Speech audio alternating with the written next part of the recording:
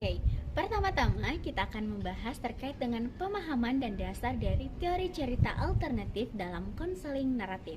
Nah, jadi konseling naratif itu melihat identitas dan kenyataan sebagai hasil cerita yang kita buat, bukan sesuatu yang tetap. Nah, dalam proses ini klien itu diajak memisahkan masalah dari diri mereka dan membangun cerita alternatif yang lebih positif dan memberdayakan. Nah, cerita alternatif ini membantu klien itu menyadari bahwa hidupnya itu tidak hanya berisi tentang kegagalan, tapi juga momen yang menunjukkan keberanian, kemampuan, dan nilai-nilai positif. Nah, dengan begitu klien itu bisa melihat diri mereka bukan hanya karena sebagai korban, tapi sebagai agen perubahan dalam hidupnya. Nah, jadi pendekatan ini tuh telah digunakan untuk berbagai masalah sosial yang ada di Indonesia ini, seperti trauma, kekerasan, dan perundungan.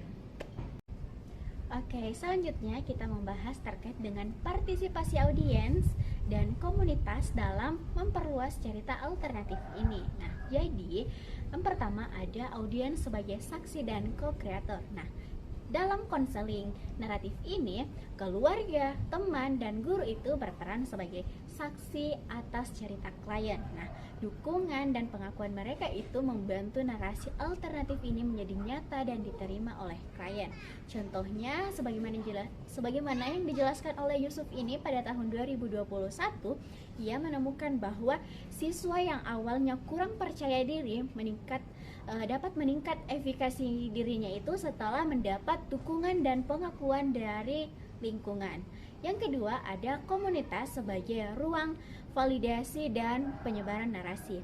Jadi, komunitas itu baik lokal maupun digital menjadi tempat narasi alternatif diuji, divalidasi, dan disebarkan. Nah, narasi yang diterima komunitas ini memperoleh legitimasi sosial lebih luas, di mana Fasantan pada tahun 2024 itu mencatat bahwa konseling naratif di Indonesia itu juga dilakukan melalui media sosial dan storytelling digital. Selanjutnya ada mekanisme partisipasi dialog, afirmasi, dan kolaborasi.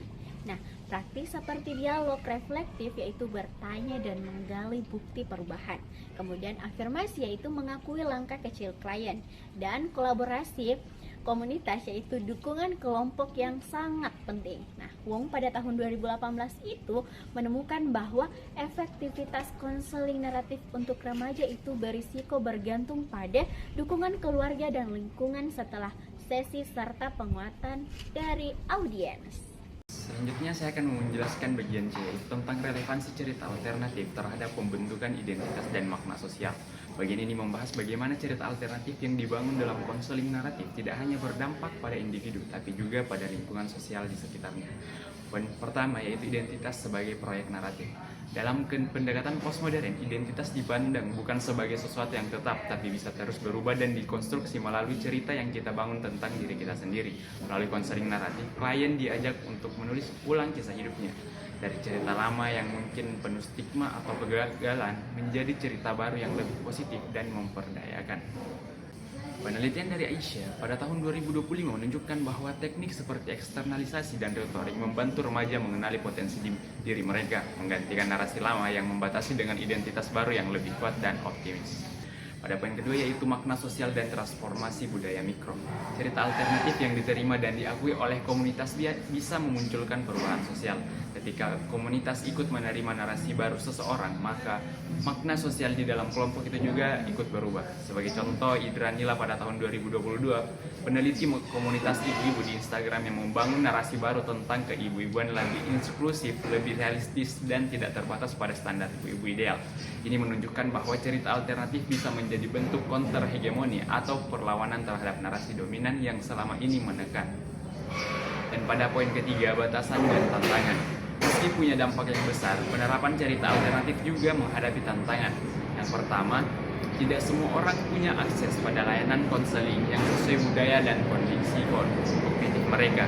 Dan yang kedua, masih banyak ekstensi dari narasi dominan atau stigma sosial yang kuat.